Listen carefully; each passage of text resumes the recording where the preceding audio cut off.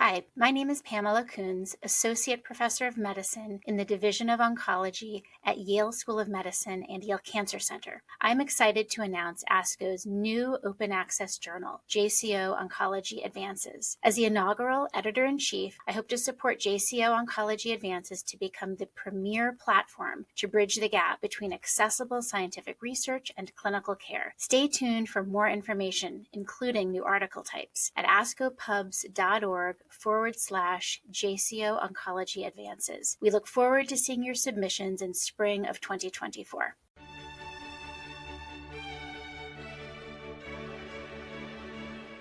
This JCO podcast provides observations and commentary on the JCO article, Impact of Organ Function-Based Clinical Trial Eligibility Criteria in Diffuse Large B-cell Lymphoma, DLBCL, Patients. Who Gets Left Behind? By Khurana et al. My name is Richard Little, and I am at the National Cancer Institute. My oncologic specialty is lymphoid and myeloid malignancies. I am a federal employee with no conflicts of interest to disclose. The authors have contributed a timely and provocative analysis examining the lack of generalizability and disappointing results of repeatedly negative randomized phase 3 trials conducted over the past 15 years, failing to improve on R-CHOP. The authors have proposed that these failures may be in part explained by enrollment onto clinical trials, patients who are not really representative of those with the disease, because eligibility criteria too often unnecessarily eliminate patients with laboratory values that reflect organ impairment not pertinent to the agents under study. To test this inference, the authors leveraged a unique resource, the Molecular Epidemiology Resource of the University of Iowa Mayo Clinic Lymphoma Specialized Program of Research Excellence, or SPORE. This SPORE is an NCI-funded research project initiated in 2002 and collects data in a uniform manner among consenting participants with newly diagnosed DLBCL who undergo treatment managed by their physician. This rich database enabled evaluation of data in patients treated with R-CHOP or R-CHOP-like immunochemotherapy. The investigators were able to categorize the SPORE participants in reference to the eligibility criteria of the important phase 3 studies recently conducted as either meeting eligibility of the phase 3 studies or not meeting eligibility due to out-of-range laboratory values.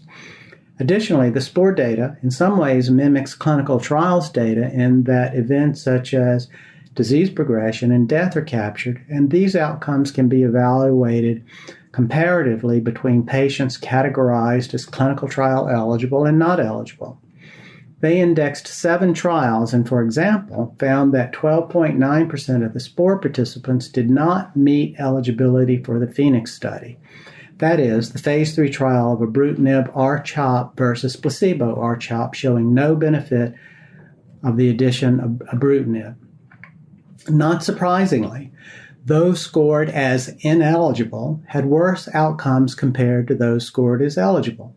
For example, indexing eligibility for the Phoenix trial, the overall survival hazard ratio for those scored not eligible versus eligible was 1.49 with a p-value of 0.002.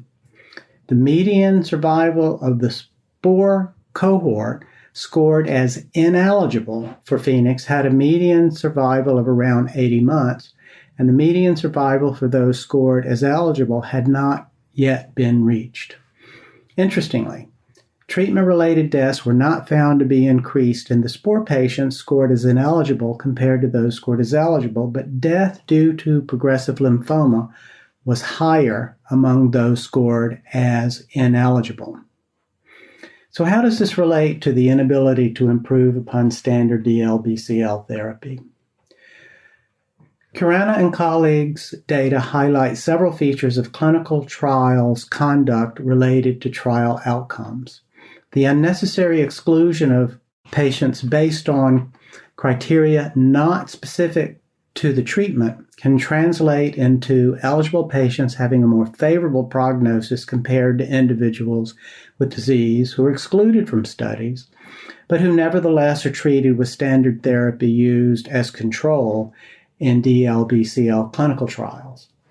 Populating randomized trials with the best prognosis patients can lead to reduced power to detect an outcome difference, even if one exists. But what about the unnecessary exclusion of patients from clinical trials based on laboratory values that reflect organ dysfunction and poor outcomes as shown in the SPORE patients? The authors document unequivocally that those patients deemed ineligible are at higher risk of death due to treatment failure.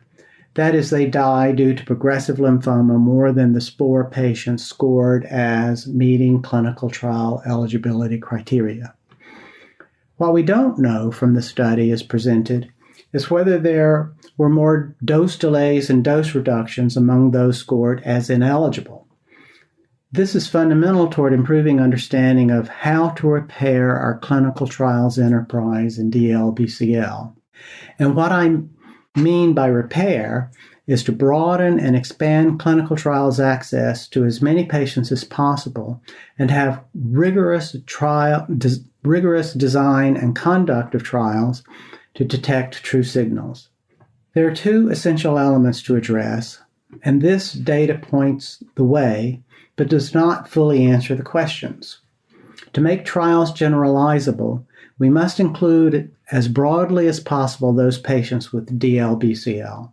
However, if the SPORE outcomes are explained by an inability to administer therapy as planned in those scored as trial ineligible, then just broadening eligibility criteria could undermine the ability to detect a difference with new effective treatment by including too many patients unable to tolerate the therapy.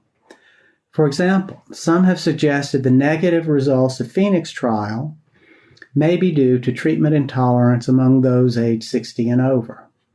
So it appears that trial increasing generalizability and reaching a positive trial endpoint for a novel treatment have complex interaction, to say the least.